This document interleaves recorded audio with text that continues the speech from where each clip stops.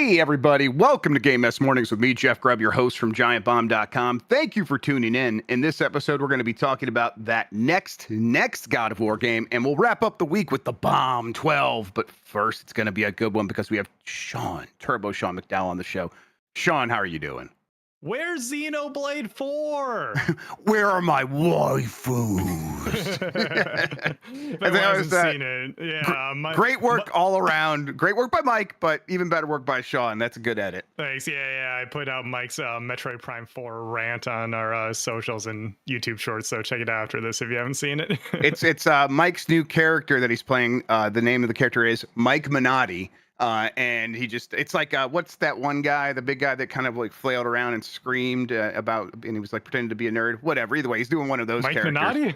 Mike Minotti. Yeah. He should just do that, one of those a week. We got to keep prodding him. I don't think he could, like, if we asked him to fake it, I don't think we could get him to do so. So we'll have to get him shoot hot, Sean.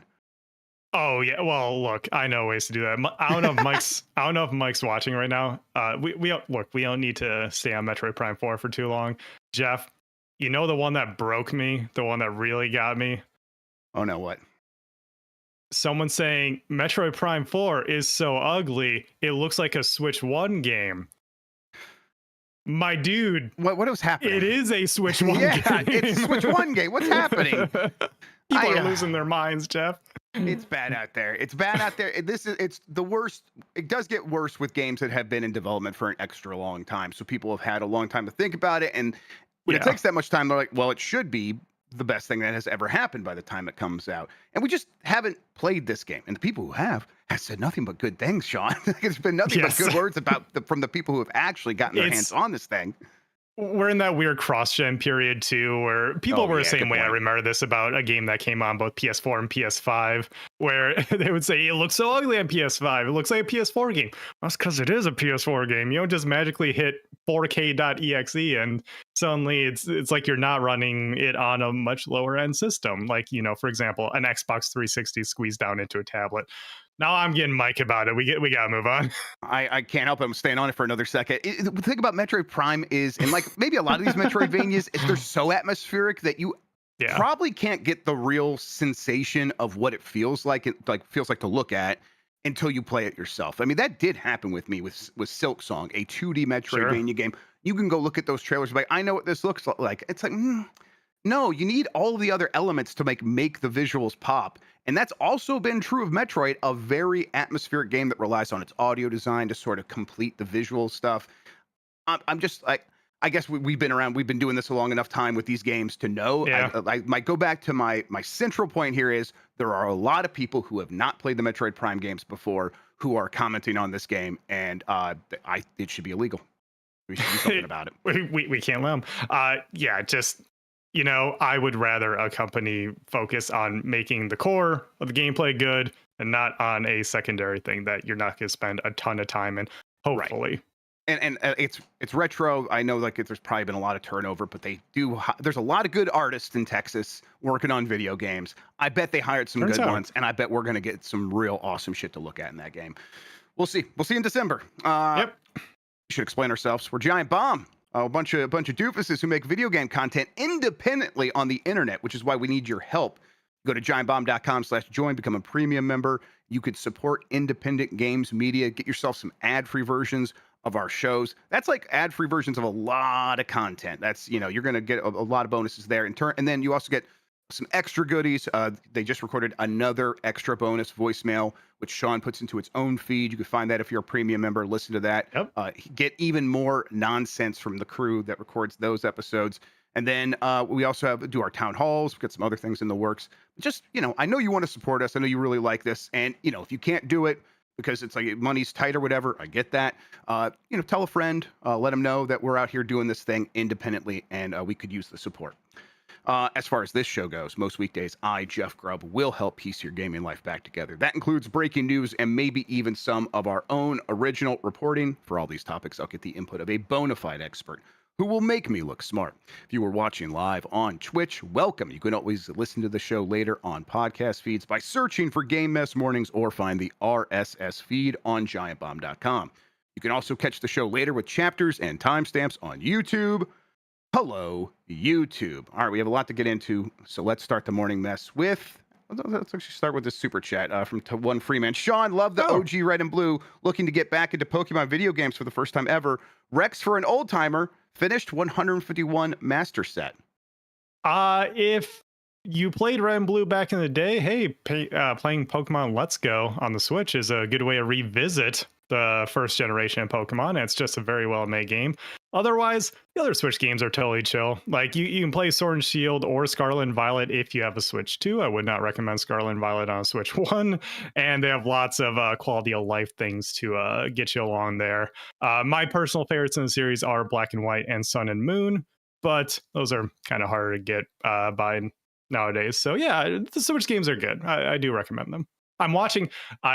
Jeff, sorry, not to spend too long on this. Oh, I've shoot. been waking up early in the morning because over on My Life in Gaming, Corey on his Twitch channel has been doing Pokemon Violet as his first ever Pokemon game. Oh, really? Wow. And it's been really interesting watching someone who's not really like, because My Life in Gaming, they don't really get involved in people yelling about video games on the internet. No, It no. is kind of refreshing to see someone just play something like this for the first time and say, yeah, this game looks like but hey, that gameplay loop that people have been talking about for 30 years, this is pretty fun.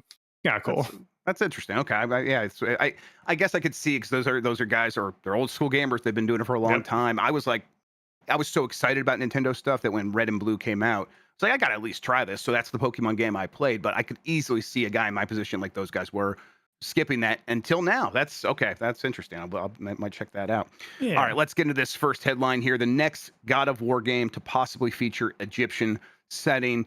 We'll go over like exactly what is being extrapolated from here, Sean. Although I do think this is still probably right. This is from Alex Hobley at Game Reactor.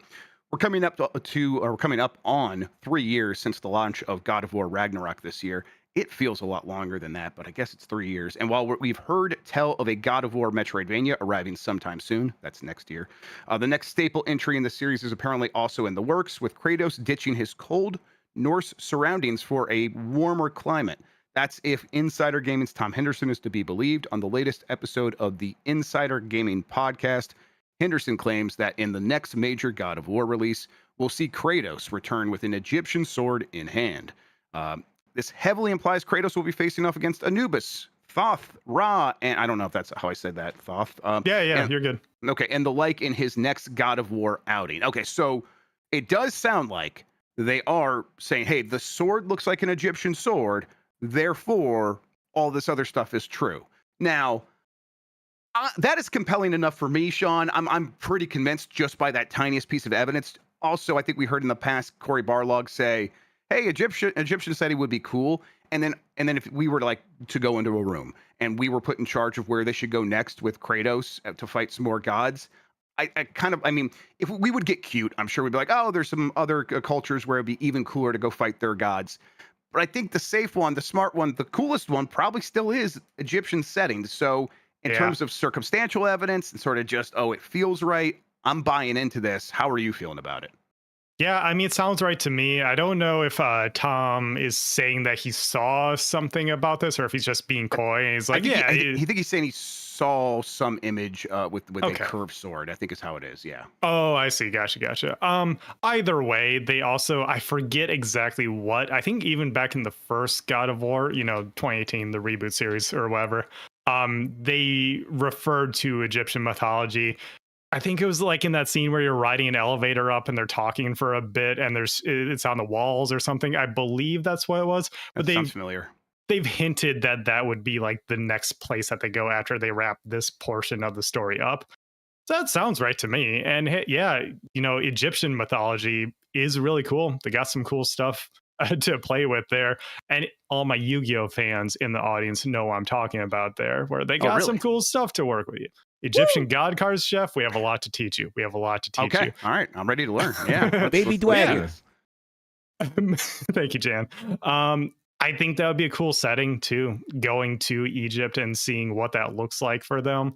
I want to see what they would do with it, because Egypt is a setting that can be done in an either very interesting way or just it's interpreted as sand, a lot of sand and desert. And it's Oh like, no, well, it's gonna have the Metroid Prime 4 problem. Why is it so empty? Where are my waifus? yeah, there's a right way of doing it, a wrong way to do it. And I have such faith in the teams that have been working on these games that I want to see what that would look like from them. Yeah, same. They seem to have a real grasp on what they're doing. Okay, if they didn't do Egypt, where would you want them to go? I don't even know. Like, I saw some people like in chat throw out Aztec, and I'm like, oh, that would be that could be shit hot. That could be interesting. Yeah, and that would be or whatever. Yeah. Yeah, pretty different setting from more like the European stuff. That would be interesting. Yeah. I would want them to fight in North America the Mormon gods. Go there and take on, I can't remember the name of any of them, but like go to Jackson, Missouri with Kratos and just take on that whole pantheon. That would be a good time. Actually, North America for Native American, like eventually I hope they'd get there. I don't think they ever would because it just feels like out of place for Kratos, but I would enjoy that. Either way, yeah, people are pointing out the curved sword, probably a scimitar, actually, is the word we're looking for there. Yes. And yeah, I mean, you could just, I think you close your eyes, you picture Kratos fighting Anubis. Like, that just looks right. Honestly, I'm like, I wouldn't be surprised if he's fought Anubis in like the original 3 games for some reason at some point. But yeah, like we'll probably get some of that in this next game. In the meantime, that Metroidvania, the 2.5D one that is going back to the Greek setting, right? That sounds like it's still coming out next year, according to. I love how you said that like I would know. I'm like what the original games were in the Greek mythology. I always kind of mix it up with the Roman gods. So I was like, it's Greek though. It's Greek. Okay. Yuji Horii comments on why they settled on Dragon Quest VII Remake first. This is from My Nintendo News. Dragon Quest producer Yuji Horii has commented on why they chose to remake Dragon Quest VII before the other beloved entries in the RPG series, such as 4, 5, and 6. Horii says that it was simply a matter of chance that they settled on 7 first. Horii also said that Dragon Quest VII Reimagined is progressing very smoothly and that a lot of progress has been made on the game thus far. A lot of things are moving around, but it was just done first by chance. As I said just now, we want to make them playable on ongoing platforms. They got the interviewer here, Naz Chris, says, does that mean 7 is simply progressing smoothly? And then, yeah, he just confirms that. But it's not, I mean, I don't know what he means by chance. I was like, I put the story in here because it's like, okay, yeah, we're going to get some clarification. It's like, no, I still don't feel like I understand why you guys went in this direction. Now, when I look at the game, the sense I get is they want to make sure, like, I think it's this ongoing thing. We want to make sure these games work on ongoing platforms. And that means eventually they're going to do all of them, right? That's what it sounds like to me. I think all of these Japanese publishers are looking at Capcom as a playbook, and I think that's right. I don't disagree with it at all. That's the move. If you're in that position, though, you might have to think about it a little strategically, and maybe you do start with like the lowest hanging fruit, or not the lowest hanging, but the one that like needs the most work, so that when you get to Dragon Quest VII, people aren't like, oh, that's disappointing. We got all these awesome ones remade. Now we're gonna go to the one that I don't love quite as much. It's like, well, let's show what we can do with 7 first, and then they'll be even more excited when we go back to these ones that are more beloved. That's what it sounds like to me. Does that sound right to you? That sounds right to me as well, yeah. I mean, at first glance, you see this headline and you're like, so they rolled a die to figure out which one? What do you mean? But yeah, I do think it's that of they probably have plans or some concept for each of these games being a remake. Studios do that all the time. They just throw stuff at the wall. They, whiteboard stuff. They just toss stuff out there, start planning things. They get into early stages of development. So many studios have so many projects that we'll just never know about because it didn't get further than someone like having an art board that they started making stuff for. Right. And I think this is just, hey, whatever we wanted to do for each of these older Dragon Quest games, 7 is the one that we had ideas for the most, and so it's the one that we're progressing with first. And it also, yeah, like you said, does make sense to do the one that needs the most love first, because we talked about this recently with the Resident Evil games, where even the ones that are seen as lesser in the series, like 5 and 6, are still playable, are still, even if they have their issues, you can still fire those up and it's relatively modern gaming experience. But something like Code Veronica or Zero need more attention because they are so rough and technologically, not as advanced. So I think it's a similar situation here where people. I'm not huge into Dragon Quest, but I know a lot of people who are, and they all say that, yeah, 7 is the one that I just could not get into. It's a very rough game. It clearly had some issues with development, or just they tried too many things. And so I think it's cool that this is the one that they are putting their attention to, and saying, what's the term they use? It's going to be pacier or whatever, Paciers, which is yes, not a exactly. word, but okay. Yeah, we'll take it. We get what you mean. Yeah. We know what they mean. Yeah. So I think it sounds good all around. Glad to see them doing this. Yeah. Chat's like offering a lot of other stuff here. Dragon Quest VII was ready first because 4 and 5, 6 apparently are a trilogy that all go together. So it's like, that might require even more work. That's an interesting point. I buy Good that. point. 7 more standalone.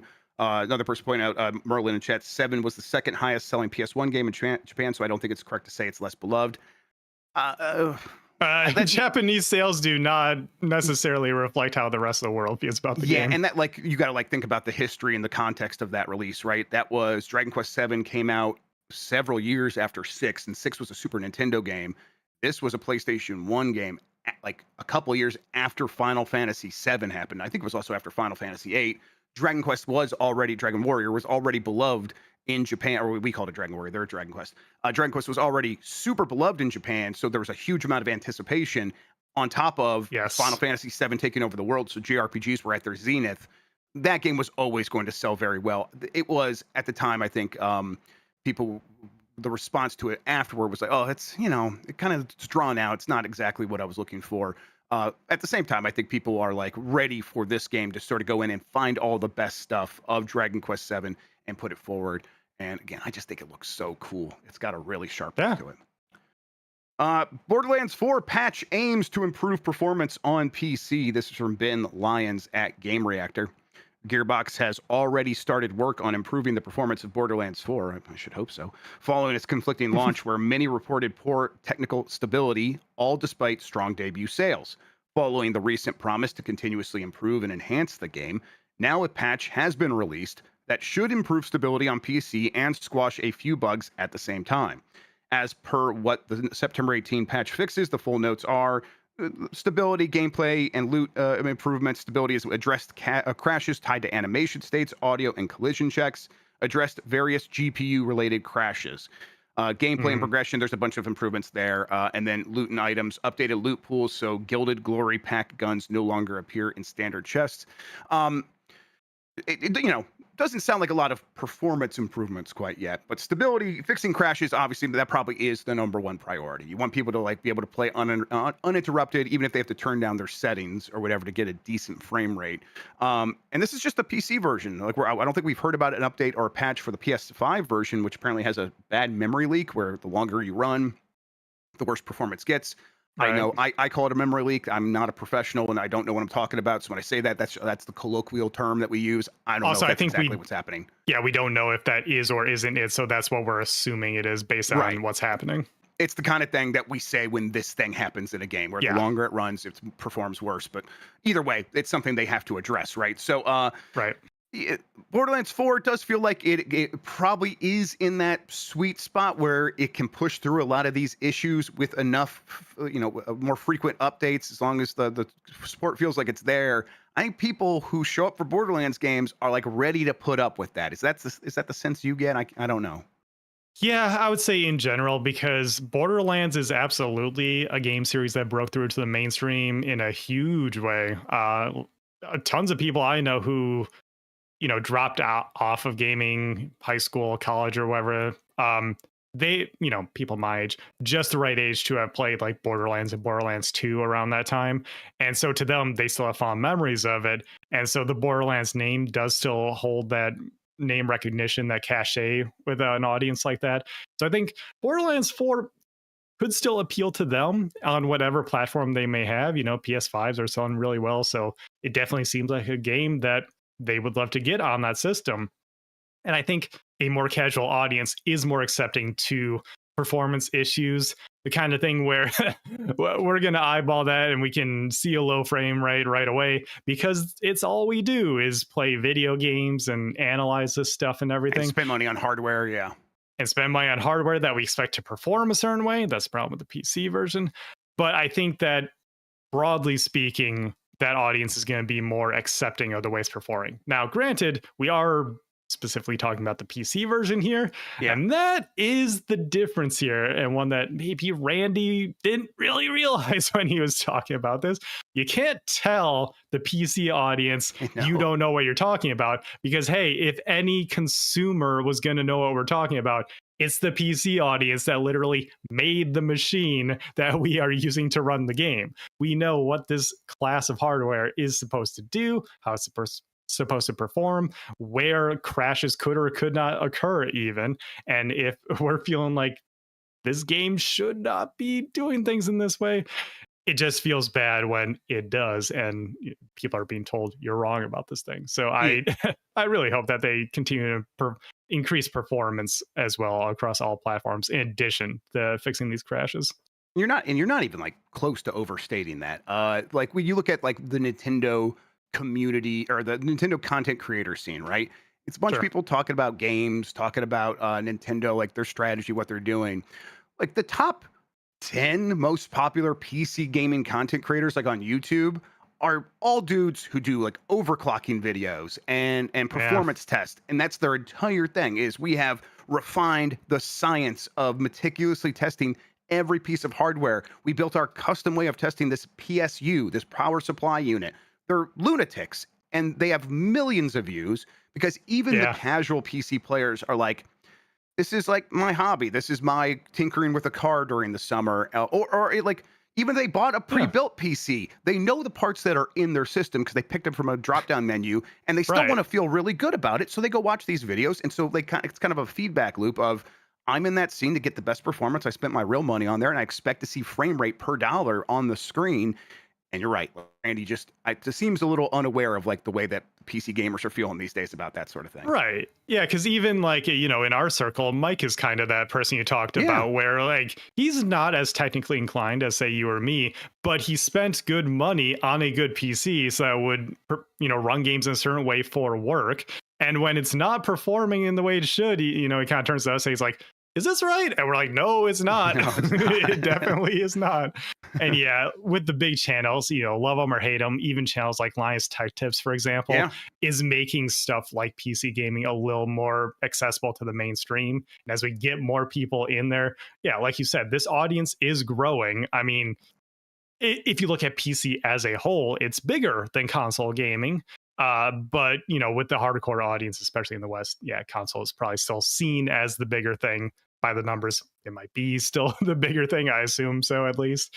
They just need to work on both of these versions though, because it's got issues all across the board, and the overspecking of this version, like going beyond your scope for something that still doesn't look radically better than, I guess Borderlands 3, but even Borderlands 2 with like better resolution and stuff, it doesn't look miles beyond that. Yep, we are those diminishing returns have hit hard over the last 10 years for sure. It is we are about a decade of it too, of like really serious, obvious diminishing returns where you kind of have to do side by side and zoom ins to see a lot of differences in video games. Even Dan, like who is even less inclined than Mike. He like we keep talking about maybe getting new CPUs, and every time we talk about it, he's like, "Am I gonna have to install it myself? What's happening?" And he's like petrified. Even he knows screwdriver's so sharp. Even he knows like what GPU he has, and like kind of like what it should do and what it's capable of. So it's like kind of across the board. If you spent money on a GPU, you have some idea, and that's just about everybody in the PC gaming space. Even if you bought like a gaming laptop, they kind of know. Yeah, you know, because again, it's those channels that are telling people, hey, this is what you can expect out of like this. They just know the number, and it's easy when you have like 4070 or like 5080. It's easy to remember that number, and they know what to expect out of that. But just real quick, I think dead on about diminishing returns as well. And again, not to relitigate, but something like a Metroid Prime 4 that we are talking about earlier, does the game really need to look better than that? I personally don't think so. That's why I still love Nintendo games. Is yes, it looks less technically advanced, but if they're hitting target frame rates and it's fun to play, that's why I care about right now. And with PC gaming, the reason I like it is that I can choose what to sacrifice to get to look a certain way. And if I can't sacrifice enough to get it to perform the way it should on my machine, that's when you have a bad PC port. And that's why Borderlands 4 is seen as such a, just mishandling of the situation in the PC space right now. And yeah, they got to fix it. All right. We're going to take a break. I guess before we do so, let's get this other one from To1 Freeman. It's Super Chat. I want to play Sean's fave Pokemon games. Don't I need a DS-like? Enter Grubb. Need Rex-Ray dual screen handheld that can run Citra. Oh, Thanks, God. guys. There was that new one. I've not gotten any of the dual screen ones, but there was a new one that I think Retro Game Core was really into. Let me see if I can just find it. I believe it's the Aya Neo one. Yeah, it was the Aya Neo one. Aya Neo yeah, Pocket I was DS. watching his videos on. Those are, first of all, yeah, the Aya Neo Pocket DS. That's a chunky boy right there, Jeff. Chunky. I think it's also kind of expensive. Also, it is. Yeah.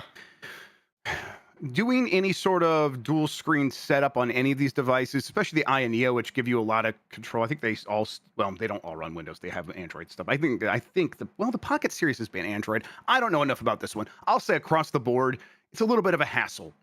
And if you really want to do the DS, 3DS games, I think your best move probably is just to get a new 3DS XL.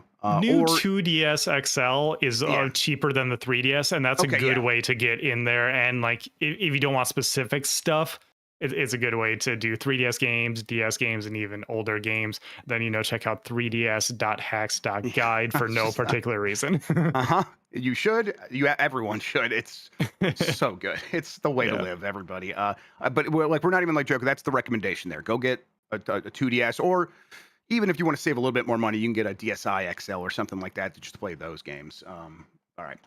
Let's take that break. We're going to hear from our sponsor. You can skip out on these by going to giantbomb.com/join, becoming a premium member, get ad-free versions of the show.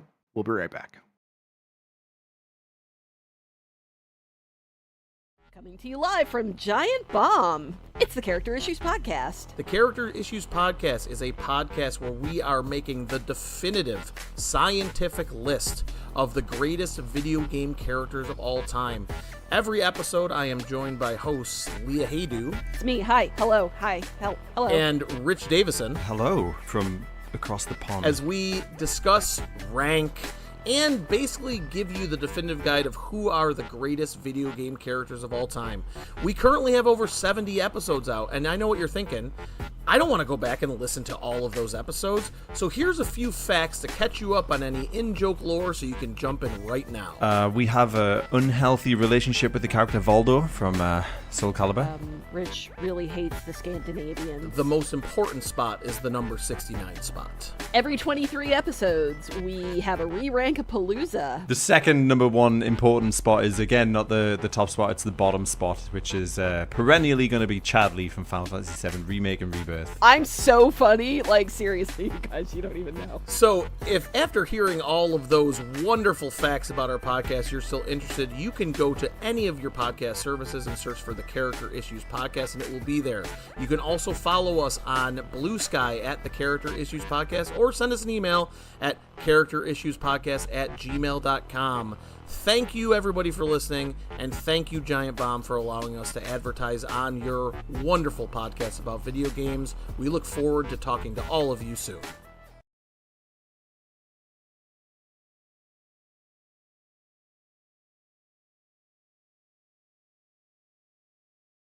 We are back. It's Game Mess Mornings. Jeff Grubb, TurboShawn. Let's continue with the headlines. Sonic Racing CrossWorlds final DLC racer is another classic video game character.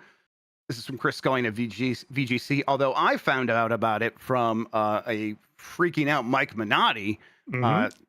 So what could it be? Yeah, it's Mega Man. I wonder. It's Mega Man. Let's get through here. The game is out September 25th, and as often happens less than a week before a game's release, some physical copies have already found their way into players' hands. One player, Reddit user WrongMinute1319, posted a photo on the Sonic the Hedgehog Reddit page which appears to show a flyer inside the physical PS5 version of the game, revealing all the game's DLC packs. At the time of writing, Sega has only confirmed that the game's Season Pass will include Minecraft content in October, SpongeBob SquarePants in November, followed by Pac-Man, Avatar Legends, and Teenage Mutant Ninja Turtles Mutant Mayhem. However, the included flyer with the game appears to confirm that Capcom's Mega Man is the 6th and final DLC pack, set to be included in the Season Pass. Following the posting of this image, Sonic news site The Sonic Stadium also posted their own video of the physical version's box being opened and the flyer being found inside. So there's two sources. We can kind of we can say this is real. Hey, I think that's fun. I think that they have struck an interesting balance of DLC guest characters for this kart racer. It's not like perfect. I think I definitely want them to be more like focused on all the Sega history stuff, but that's me personally. I know that partnerships are going to happen, and so we're going to get stuff like this. And if that's the case, I think SpongeBob is really fun. And I haven't watched a ton of Avatar show, but I know people love that. I think those are cool. And then as long as we also get something like Mega Man, and then it all kind of like coalesces for me. It kind of feels like, oh, okay, we're getting some fun stuff for the kids, some fun stuff for the old men. I feel like they have delivered a pretty decent set of DLC bonuses here. How do you feel? Yeah, I feel the same. Like, look, I'm a big Mega Man fan too, so I saw this and I thought, oh, that's really cool. And it's awesome that, like Mike was pointing out when you guys talked about this, hey, it's kind of interesting that Mega Man, Pac-Man, and Sonic are all getting back together and they're leaving Mario out of it this time. That's pretty funny. I do like that when you see something like this, the crossovers happening, it's clear that there's deals happening, because that's why we have 3 different Nickelodeon characters or groups of characters in here as well. They must have went for one of them, and the negotiations panned out of, hey, do you guys maybe want to work something deeper out and we'll give you even more characters? And I think it's the right audience, the Sonic audience, which is going to be kids and younger adults, generally speaking, and the Mike Minay's of the world who hold on to the 90s. It's definitely going to be people who grew up with SpongeBob and Avatar and stuff like that. So I think it's very smart to have that combination of characters. Then, Minecraft Steve in there as well. And then, we'll slowly get some Sega characters too, just because it's so much easier for them to do as well. We already got Joker in there. Hatsune Miku, technically kind of a Sega character because they do like all of her games, or at least most of them. They do the rhythm games. So a lot of this is making sense, and I do think they're striking that right balance, and it's awesome to see Mega Man in here as well. Yeah, I was pretty happy to see this game really reviewing well. I think it's going to be like a long-term hit for them. I think it's going to be one that they could probably sell this game this whole generation, and kids will keep coming to it. And I'm glad to see other kart racers still happening in this space. A lot of other genres, one game sort of dominates, and everyone's like, well, let's not even try. I'm glad Sega's like, no, we can make this work still, and they've successfully done it multiple times now. So very cool to see. I mean, if this works, we probably I know this is the promised DLC for now. They could just keep adding characters going forward. I could see them doing that. I guess the game would have to reach a certain level of success to do that. But I could see this game really riding the wave of early Switch 2 sales, and then kind of being a game that just always is on a list of best games to get for families and young kids and stuff like that. And I'm looking forward to seeing them maybe supporting it even more so than they are already promising to. Yeah, and DLC is planned years in advance. Harada has talked about that in regards to Tekken, and it's just true with all games where you need to plan this stuff out. So I wouldn't be surprised if they have a minimum of 2 seasons planned out, and like season 2 is in development right now. Season 1 already done and ready to be put in the game when the time comes. Now they're working on season 2, and then if this game is super successful, why not keep adding more characters, more stages from other worlds? Because I don't think there's because Steve, I think, had a Minecraft track that they showed off. I don't remember what they've shown so far, because like Joker, I don't think there's no Persona track as far as I know, at least. But I can totally see them keep adding to this. And like I mentioned on the Bombcast this week, when I did get to play it in the network test, I had a lot of fun with this game. And so I'm looking forward to the full release, because I love Mario Kart. So, and World not being what I was looking for, I really want to just have a fun kart racer to play with my friends. And this is looking like it's the one for us this year. Yeah, is this game like out in like early release for like a premium version? We should play this game at some point soon. Maybe it comes out next Thursday. At least I have on my calendar. Okay. Well, we'll play it next week then. That'll be a fun time. Yeah. Okay. Let's see here. Let's keep up with the headlines. Why did I not like actually include this the name of the game in the headline? Yeah, here? I'm a little Skate confused Story. here. Skate Story is heading to Switch 2 sometime this year. I just says heading to Switch 2 sometime this year. This is from Go Nintendo. Devolver Digital and Sam Ng's Skate Story is launching on Nintendo Switch 2 this year, and you could check out the game in action. Above, they have a trailer. In Skate Story, you are a demon in the underworld made out of glass and pain. The devil has given you a skateboard. No, you listen, did I stutter? I might have actually. Still. The devil has given you a skateboard with a simple deal. Skate to the moon and swallow it, and you shall be freed. And all of this is on the go on the Switch 2 now. So Skate Story, mostly I included this just as confirmation that this game is still coming out this year. For people that don't know what it is, there was a trailer for this game like at I don't want to say maybe a Game Awards a couple years ago. It is a very stylistic take on skate where like the camera's kind of panned down towards your skateboard more than it is up at your character. And but it all seems about just like skating forward, doing cool tricks and looking cool, and then it's super stylized. And I remember that early trailer being like you are a skater made of glass and pain. And it's like, oh, okay, well, I wonder what that means. But then you see more gameplay and it's like, no, I look at it, yeah, that looks like glass and pain. It's got a real vibe to it, and I'm ready to see this game come out. And so another indie game coming out on Switch 2. I think also just like tying yourself to the Switch 2 in any way, if you are one of these games, it continues to be the right move. For as much as there is some, I don't think it's quite backlash. There is some backlash, but as much as there is like consternation about the Switch 2 and prices and Nintendo and their moves and their lawyers and all this stuff, a lot of people are still buying the Switch 2 and playing games on it, and they don't feel any of those things about the indie games. They'll show up for that. And Skate Story 2 or Skate Story feels like it could be one of those games that could really benefit from, again, tying themselves to the Switch 2. How are you feeling about the indie scene on Switch at the moment, or Switch 2? Jeff, my Switch 2 is currently unplugged and sitting in the corner over there because it's in timeout? It was a very bad little system. It knows what it did. I'm in a situation where I have a Steam Deck. That's where I prefer to play games. I prefer to buy my indies there or on stuff like itch or whatever. So for me, that's my indie machine. But in relation to the topic, I think that, any indie attaching themselves to Switch 2 is a good idea because we saw it with Switch 1. People are looking for games on that system. Mine's unplugged because it didn't fit in my system very elegantly. I need to like get a new TV stand here. Oh, like the whole setup you have for like all your systems all together and stuff like that. Okay. It's because I have a capture card too that I'm routing things through for streaming and capturing and stuff. It's just I don't quite have the space for it at the moment.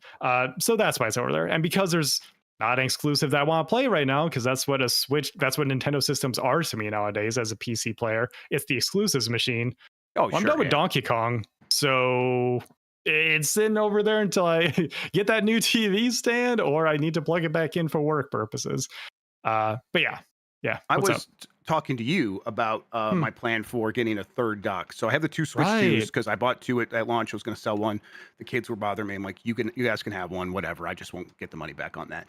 So we had two docks, and that was handy. A dock upstairs and a dock down here. But I also have my computer, and it's like actually moving these docks is a little bit of a pain. I do have to like climb back behind some TVs and unplug some stuff. I really dislike that. And there's times where it's like, hey, let's stream some Switch games. Go get that. And it's like, okay. So I did. I was like, I'm going to get a Switch 2 dock, and I don't want to necessarily get an official one. I want one that's like has a little more, a few more options. I want one that can handle the Steam Deck as well, and can maybe capture video, especially capture video locally on an SD card. And there was one out there that like was capable of that. Now there's not a lot of Steam 2 docks to choose from to begin with, but there have been several of these that have gotten updates through firmware to support Switch 2, and they do work as long as you have an official Nintendo Switch 2 charging thing, which so I had to buy another one of those.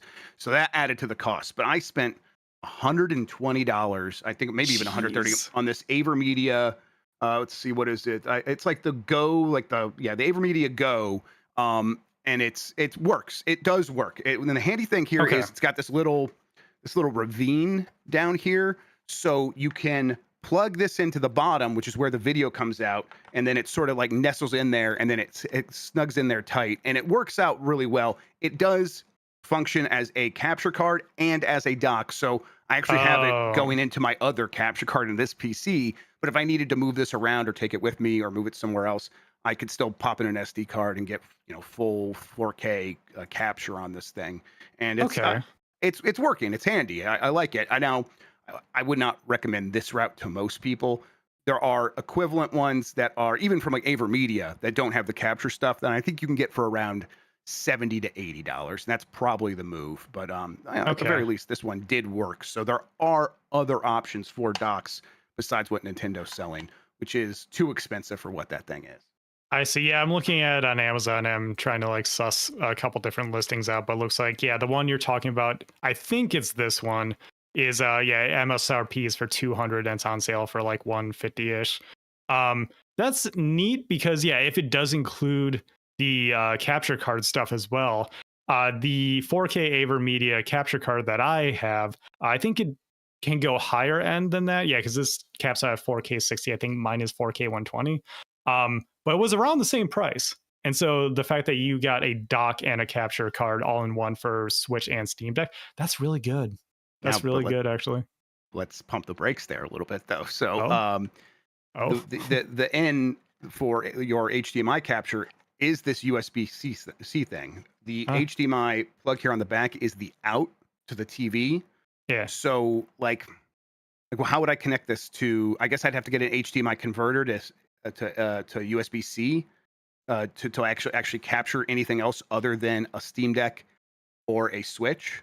Oh, right. Yeah. In order to do other systems. I see what you're saying. Yes, do other systems. So like I would not buy this as your main capture card is what I'm saying. Like if you already have a capture card, you need something specifically for the Switch, this would be great. Or if you want to like go through the hassle of figuring out an adapter so you can plug it into other systems.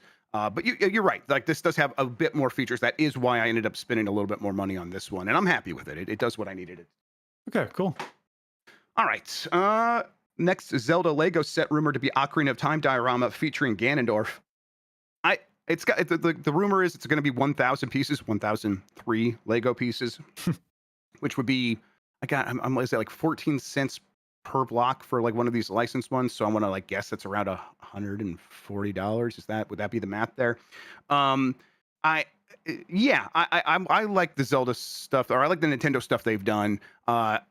I'm wondering like what this could mean. Is it like a scene from Ocarina of Time with Ganondorf, or what? Like maybe he's on the horse or whatever, and you have like a little Link like looking up at him or something like that from the beginning of the game. Yeah, that's my assumption. That's a diorama of either a specific scene or it's just like a medley of scenes from the game. Oh, sure. 1,003 Lego pieces. I think that's not a ton. I don't do Lego. Right. Is that actually I feel like that's on the low end. Like, is that like a small set? I don't know. Oh no, like nothing that small. But I think you're right that this would be like like maybe a $200 set or something like that, like one of the adult ones or something. Yeah, something like that. Yeah. I don't know, but I think it sounds right based on at least the way this is being described here in the story. I think it's probably like a scene showing off things you remember from Ocarina of Time. And if it says featuring Ganondorf, it's probably gonna be maybe the boss fight at the end of the game or something like that. That's have you felt about the Lego Nintendo collaborations? I think they've mostly hit the mark. I think some of them have been cool. I know Dan has like the more retro Nintendo themed ones, and so when we were at his place, I got to check those out. 2,646 pieces for comparison. There you go. Okay, that checks out. Yeah, that makes sense. So this is gonna be smaller than maybe first impression. But they have a lot of those. There's a lot of like smaller Mario sets and smaller stuff like that don't get as many headlines as like the NES that is 2,600 pieces or whatever. Right, or the I know the Pokemon one is the one that people are freaking out over because like the third biggest ever or something crazy like that. Really? And yeah, it's gonna have like thousands and thousands of pieces, and people are expecting it to be like $600 or something like that. And I remember on VGC they were trying to figure out like what the hell is that thing gonna be? What could you possibly show with that many pieces? And they're speculating maybe it's like a town from Pokemon with a bunch of different like little scenes and stuff. Ooh. But I think it's cute. I'm not much of a Lego person, just because I don't know. It's kind of just something you display, and I don't know if my camera really shows it off here. I don't have much room in here to begin with. I don't know where the hell I'm going to put those damn things. So, do you have an equivalent? Do you have like a piece together something hobby, painting miniatures? I guess the card game stuff probably gets close, right? Yeah, that's probably the closest I get, because other than that, it's building a PC every 5 years. Yeah, right. Yeah, that's the equivalent for me, is definitely collecting whatever I want to collect in Pokemon from any given TCG size, probably. And then I don't know, I got my little plushie collection back there. I actually spruced that up recently. All right, well, let's keep talking about. We'll go back to handhelds. World's most powerful handheld, the GPD Win 5 opens pre-orders on September 25th. This is from Oliver Stogden at Steam Deck HQ. If you haven't yet, well, this is their social media call. If you haven't, follow us on Twitter. If you haven't heard of the GPD Win 5 yet, in short, it's touted to be the most powerful handheld gaming console on the market, with its top model featuring a Ryzen AI Max Plus 395 APU, paired with the Radeon 8060S GPU. This thing will be a bit of a beast. Now, well, let's keep reading. GPD has just announced that the Indiegogo campaign for the device will start on September 25th, with shipping estimates to commence in November 2025. The GPD Win 5 is an enthusiast-level device through and through, with a proprietary mini SSD compartment, additional accessories to the dock the device, and more RAM than all of my hardware combined. Like, there's a SKU of this that has 128 gigabytes of RAM. That's bananas. This is definitely one for those of you who want a top-of-the-line piece of tech. With that being said, there's some specifications here. I want to try to find it. I've seen people say that this thing does not have an internal battery, and you have to buy the external battery. So let's go through the specs real quick.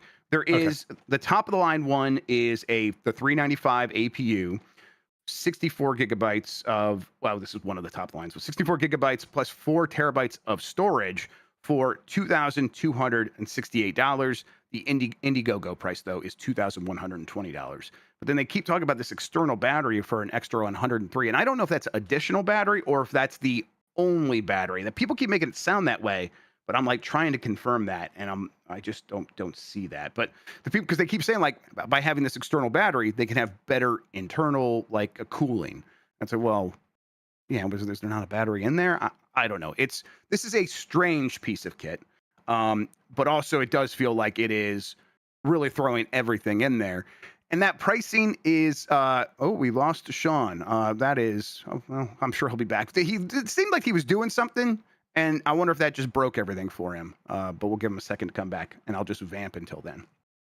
The GPD company has been around for a while. They were, look at that. I'm ready. Sean. Oh, and Mike. Everyone just jumps in. Oh, is he back? Is he back? Get out of here. You already were new Sean. I was ready to be new Sean. Shit. I'm new Sean. The new Sean's. Welcome to the new flesh. All right. Well, it looks like Sean's trying to get back. Either way, GPD has been doing this for a long time. They actually far predate the Steam Deck. They had years and years of handhelds, and they were always about $1,500. They ranged from like $1,100 up to $2,000. So this is like kind of still mostly in line with what they've done. Also, these things have gotten more expensive, so it's like this feels in line with what they've done. I'm surprised they're not trying to be more competitive with the pricing. It seems like they made the alternative decision here to just go all in and put together the best piece of hardware they can possibly make, and hope that distinguishes them, while Steam continues to have the low end of the market and the mass market.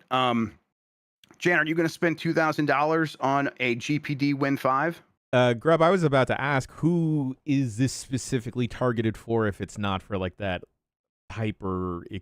I mean, I scoff when I see the price tag, but there are audiophiles out there that are buying top of the line, not MP3, but like FLAC players out there that are almost the same in price when it comes to like Yep. in the 2000s range.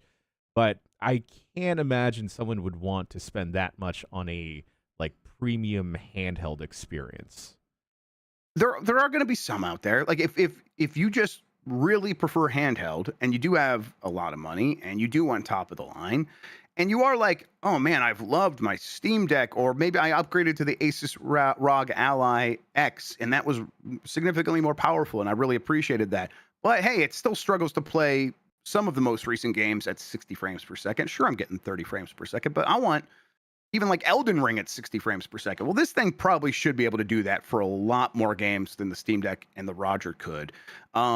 And to some people, that's going to be worth the price, because it does seem like we are still a little bit of ways away from a Steam Deck 2 or a real, actual, massive, significant upgrade for what Asus and Lenovo have done. I think Acer has theirs.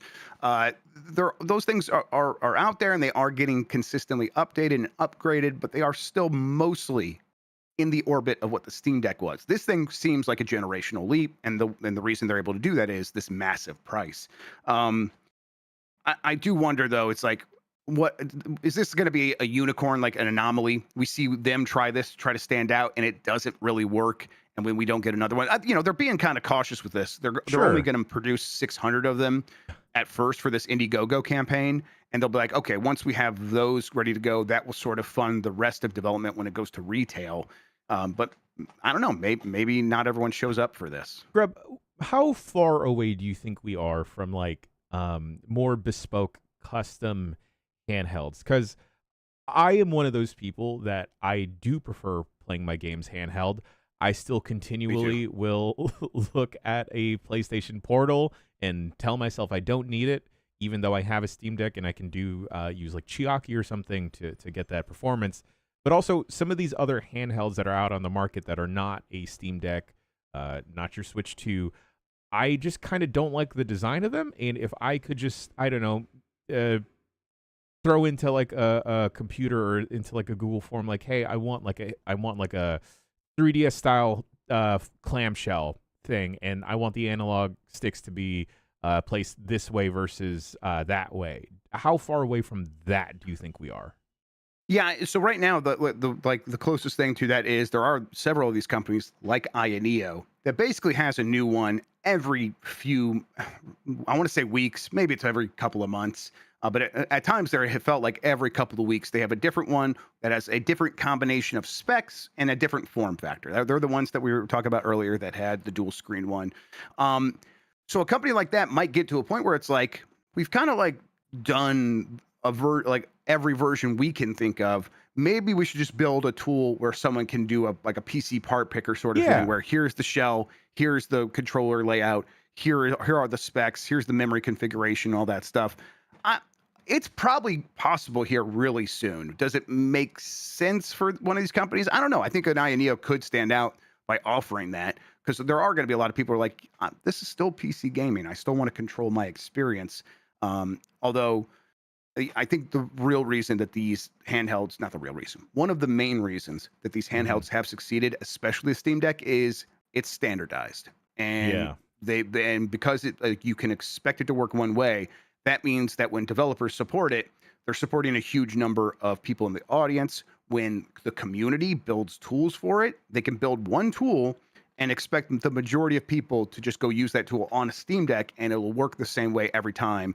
Like the Decky tools or the Emu Deck, that sort of stuff, where it's like, hey, the reason that gets so much support is there's a lot of Steam Decks out there.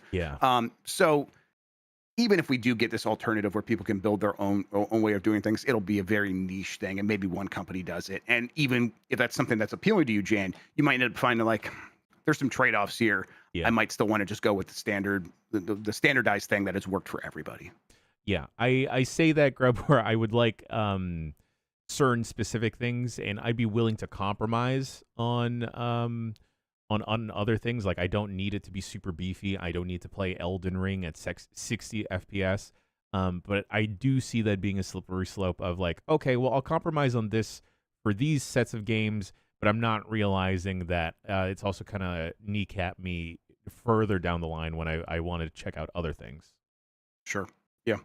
Um, yeah. All right. Yeah. But this, I was just looking at this Wookiee Riot chat here. That GPD handheld could legit be a desktop replacement. The Ryzen 395 is a monster chip, 4060/70 level of performance. I have a laptop with that chip, and the performance for an APU is amazing. Yeah. That is the most exciting thing about this is we're starting to get handheld gaming devices using that really powerful new generation of AMD chips, and that in a couple of years, probably an equivalent of that chip, like the new scope down generation of it, will probably be what's in a Steam Deck, and that'll be exciting to see at that point when it's more cost effective. All right, last story here. Capcom will host an online special program at Tokyo Game Show next week. This is from Ben Lyons at Game Reactor. Wanted to include this because of this first little description here. Next week is steadily becoming more and more of a behemoth. Already several showcases have been announced in line with Tokyo Game Show, including for Xbox, Ryoga Gotoku Studio, Konami, and Annapurna, with rumors swirling that Sony also will have something in store. Now Capcom is joining in on the fun. The Japanese publisher has revealed an online special program that will occur next week. The exact date and time for the show is set for September 24th at 1500 BST. And as for what it will deliver, expect looks at many of Capcom's biggest upcoming games. That includes Pragmata, Mega Man Star Force Legacy Collection, Street Fighter 6 Year 3, Onimusha Way of the Sword, Monster Hunter Wilds Free Title Update 3, and Monster Hunter Stories 3 Twisted Reflection.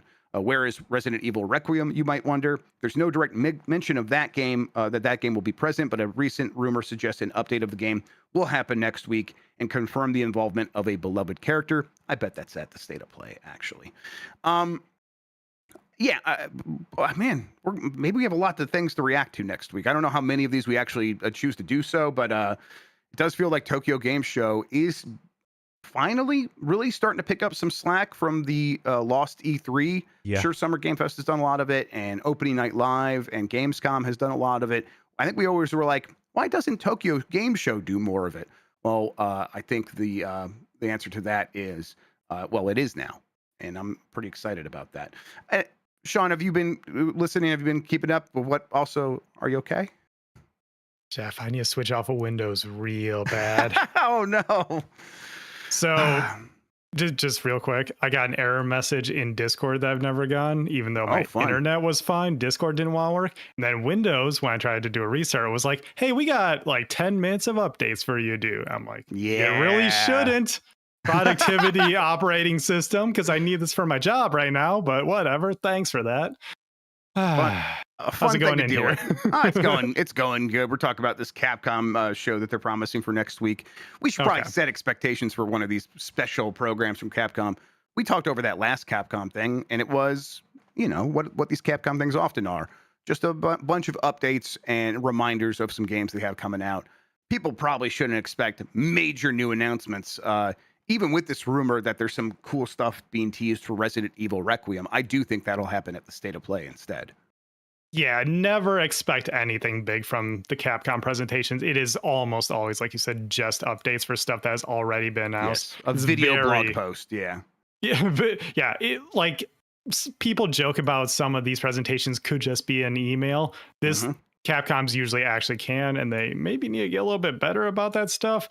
But if the options are being part of a big presentation like a State of Play or a Nintendo Direct, they'll take that. And then this is just a catch up for everyone else. So yeah, I would say don't get your hopes up. It's just going to be, extra footage, extra trailers, extended cuts, that kind of thing, unless they've explicitly said something else is going to be there.